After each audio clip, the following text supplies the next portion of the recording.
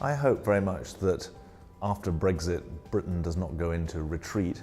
Obviously, the decision to leave the European Union is a major step towards isolation from the continent, and that's a very dangerous step forward. It's also a major assault, really, on the foundations of Western politics. So I think that there is a major decision for Britain to take in the Brexit environment about how it positions itself. We would remain a member of the United Nations Security Council. I would hope we would work very closely with European allies, but as someone who has a very negative view of Brexit, I see it as a move to reducing UK influence and reducing the cohesion of democratic Western states.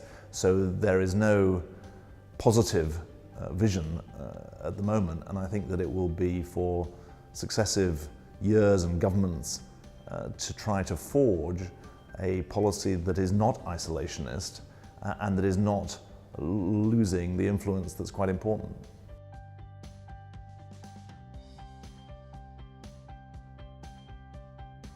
When it comes to migration, Europe needs first an effective approach to processing all those claims to see whether or not people meet the criteria for refugee status.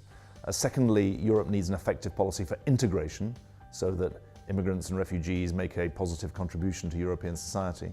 Thirdly, Europe needs genuine partnership with those parts of the developing world that are hosting most refugees. Most refugees are in countries like Uganda or Ethiopia, Lebanon or Jordan, Bangladesh with the recent arrival of Rohingya refugees. Europe needs to be a partner of those countries because we know that if they are not supported to host those very large refugee populations, then people will indeed be on the move.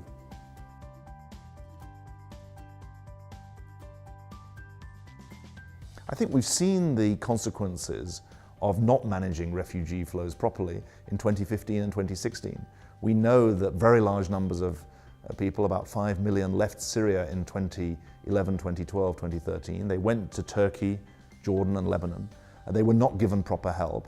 And after 2 or 3 years, when they realized there was very little education, no proper support, inability to work, those people then came to Europe. And if you do not address the roots of humanitarian crisis, then people will move.